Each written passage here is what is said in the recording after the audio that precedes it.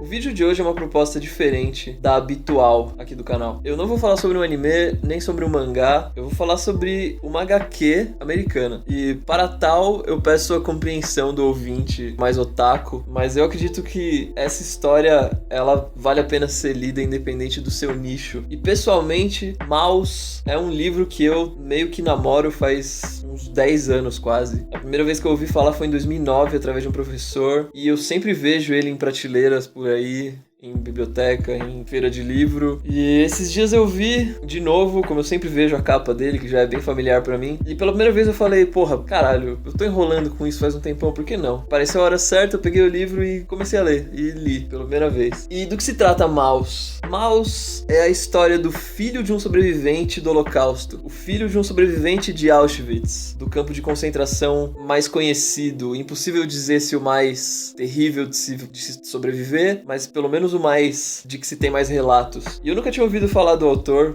o Art Spiegelman. Ele, se você der uma pesquisada, você vai ver que ele é um cara influente no meio dos quadrinhos. Ele fundou revistas, ele recebeu bastante prêmio, principalmente depois do Maus, que é um livro que já tem uma certa idade, né? Ele é dos anos 80, virada dos anos 80 para começo dos anos 90, e que foi muito oportuno porque todo o material histórico do livro foi entrevistas que ele fez com o pai dele, né? O sobrevivente, o Wladek Spiegelman, um judeu polonês, capturado e jogado de um lado pro outro entre guetos e campos de concentração. Eu sei que esse é o tipo de história que envelhece rápido. Eu acho que filmes, livros, ou mesmo histórias em quadrinhos no geral, que falam sobre sobrevivência, relatos de sobrevivência, eu tenho a impressão de que eles envelhecem muito rápido, que já é uma coisa muito batida em termos de storytelling, porque acaba sendo sempre a mesma coisa, né? Pega o Holocausto em específico, a gente já cansou de ouvir sobre, isso não minimiza o que foi, mas o relato em si parece batido, porque pensa que, sei lá, a quantidade de judeus que morreu em campos de concentração,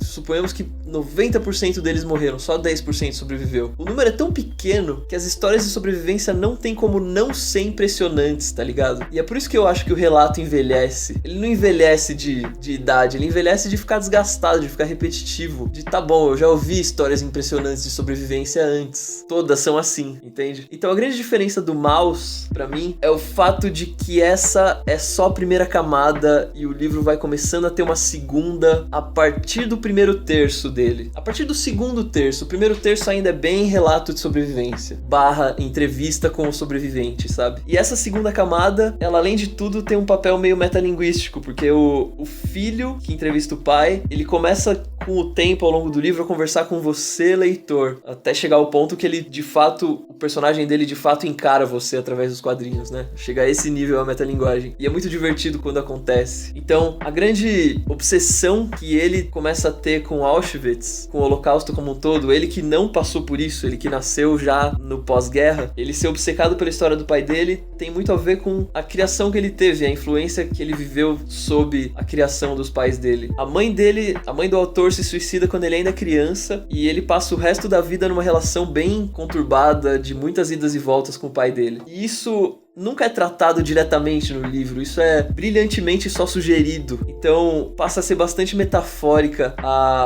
o jeito como o pai relata a sobrevivência de algo físico, né, de quase ter morrido de fome, de frio, enquanto o filho fala sobre o sentimento de culpa dele de viver na casa de um sobrevivente, porque ele assume que todo sobrevivente passa a ter uma certa culpa de ter sobrevivido, de ter passado por algo que toda a família dele não superou, que toda a família dele, no caso, morreu. Então o autor ele acaba convivendo com esses pais sobreviventes de Auschwitz, que são, como ele mesmo diz, os pais deles são a caricatura do judeu avarento, a caricatura racista do judeu avarento, porque os pais deles se preocupam muito com dinheiro, eles são econômicos pra tudo, eles não jogam nem um grão de sal fora, nenhuma comida pode ser jogada fora, eles são pessoas muito tensas, chegando ao ponto da mãe dele ter se suicidado, né? Então ele mora nessa casa que faz ele se sentir muito culpado com tudo ao redor dele. E ele sente que toda a inclinação artística dele, né? Toda a forma como ele buscou arte, ter se tornado um cartunista e ter prosperado nesse meio como um artista, ele atribui isso muito aos pais dele, que são pessoas muito materialistas, muito lógicas. Ele diz isso em determinado ponto quando ele tá entrevistando o pai dele, que ele sente que ele tomou o caminho oposto de propósito, porque ele não aguentava o materialismo dos pais dele que sobreviveram em Auschwitz e só conseguem pensar em termos de sobrevivência, só conseguem sobreviver e nunca relaxar. Então, além de tudo, você tem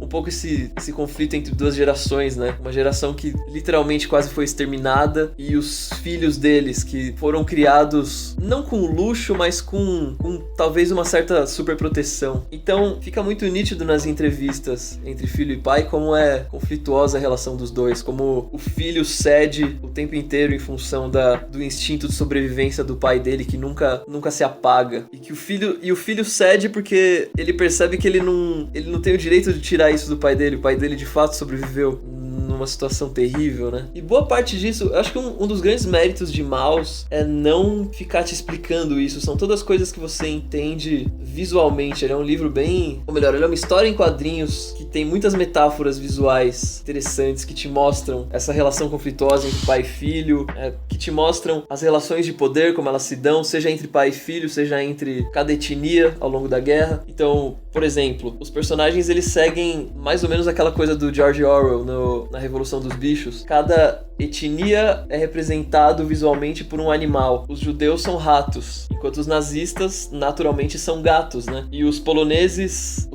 não judeus, são vistos como porcos, né? Pelos ratos, pelos judeus. E aí você vai ter algumas sacadas visuais, assim, que são muito interessantes. Então, em todas as situações de fuga em que um judeu se passa por um polonês, você tem o personagem que ainda é um rato, só que usando uma máscarazinha amarrada com um elástico por trás da cabeça, uma máscara de porco, porque ele tá se passando por uma outra etnia, né? Isso acontece em várias situações ao longo do livro. É muito interessante a própria escolha de que sejam ratos, né, os judeus, já que o autor ele usa bastante jogos de palavras assim ao longo do livro. E um dos mais curiosos, se não mórbidos, é o próprio nome Auschwitz, o nome do campo de concentração. Ele chama em alguns momentos de Mauschwitz, porque ele associa o campo de concentração a uma ratoeira gigantesca que exterminou um monte de rato de uma vez só. Então o próprio título do livro vem disso, né? E também propagandas nazistas que o pai dele relata da época, dizendo que os nazistas deviam combater o Mickey Mouse por causa da imagem que se tinha do judeu que prospera nos Estados Unidos,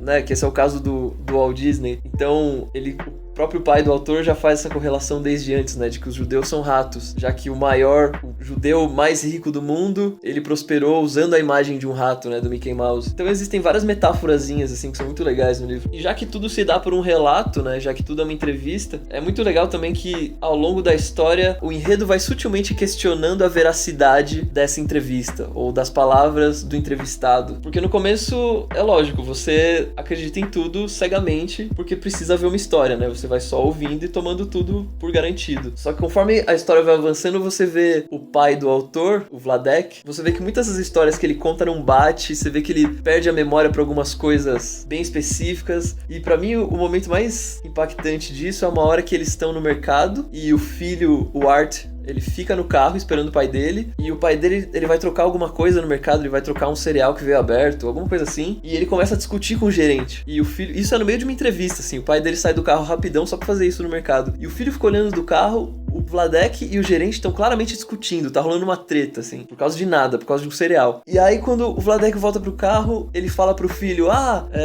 o filho pergunta, e aí, deu tudo certo lá? Você conseguiu trocar? Ele, sim, o gerente era super gente boa, uma ótima pessoa, eu consegui o que eu queria. E aí o Art não diz nada, assim, ele não te explica que o pai dele talvez seja full of shit. Ele só coça a cabeça e vai pro próximo capítulo, assim. E isso começa a acontecer com mais frequência conforme a história vai passando e você começa a pensar, pô, esse pai talvez não seja tão honesto em tudo que ele diz, né? Talvez ele queira se fazer acreditar muitas vezes. E isso me parece também ser um pouco a neura, a mania do sobrevivente de querer sobreviver a toda a situação, de querer, se não sair por cima, pelo menos dizer que saiu por cima. Então, numa situação corriqueira, ele discute com um cara no mercado e ele volta pro carro e ele não tem, ele não consegue se expressar de outro modo que não, ok, eu sobrevivi, deu tudo certo, eu troquei, o gerente é uma ótima pessoa, nenhum conflito aconteceu aconteceu aqui. Então, tipo, pro autor, essa situação cotidiana acaba sendo uma pequena metáfora pra toda a questão da sobrevivência do pai dele no campo de concentração, né? Ele não te diz isso, mas é como se ele se perguntasse, tá, o quanto eu posso acreditar que deu tudo tão certo pra esse sobrevivente, pro meu pai? Quanto não foi só sorte que ele não vai admitir? Porque parece que ele se orgulha bastante das habilidades dele como sobrevivente, né? O Vladek. Sendo que quando o filho chega em casa pra entrevistar ele é bastante dependente da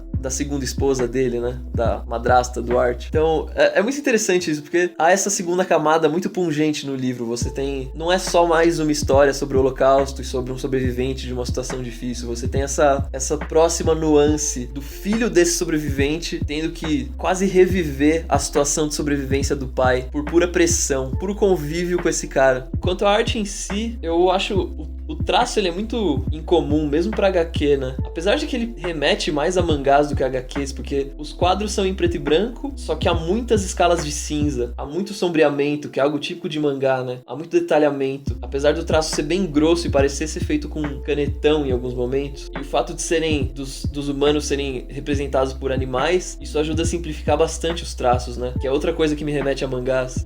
Todas as expressões faciais, elas são o mais minimizadas possível, assim, detalhes a favor da expressividade, entende?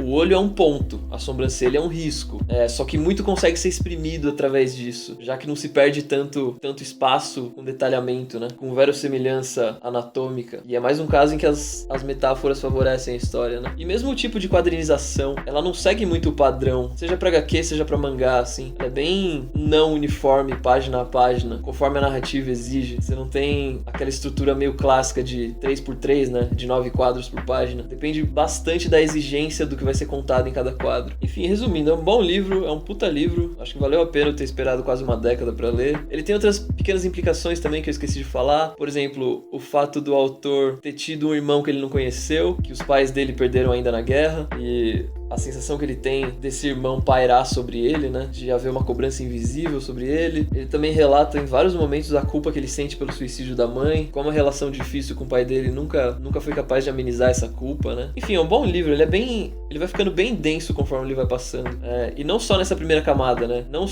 Ele não é só denso naquela narrativa típica de, o Holocausto, Auschwitz, história de sobrevivência. Tipo, há o choque se você for chocável nesse sentido, se você for sensível pra esse tipo de história de coisas terríveis que são feitas na guerra. Mas há também essa segunda camada bem pessoal do autor, que acaba permeando os acontecimentos de 40, 50 anos antes de uma forma bem anacrônica, mas bem conduzida também. Enfim, se isso foi uma recomendação, a essa altura eu acredito que tenha sido uma recomendação. Então, fica a recomendação. Esse livro não é difícil de ser encontrado. Se você levar uma década como eu pra ler, ele ainda assim vai valer a pena. E é isso aí. Eu acho que o ouvinte talvez possa esperar por mais coisas aleatórias no canal, tipo HQs sobre o Holocausto. Ou não. Enfim, é isso aí.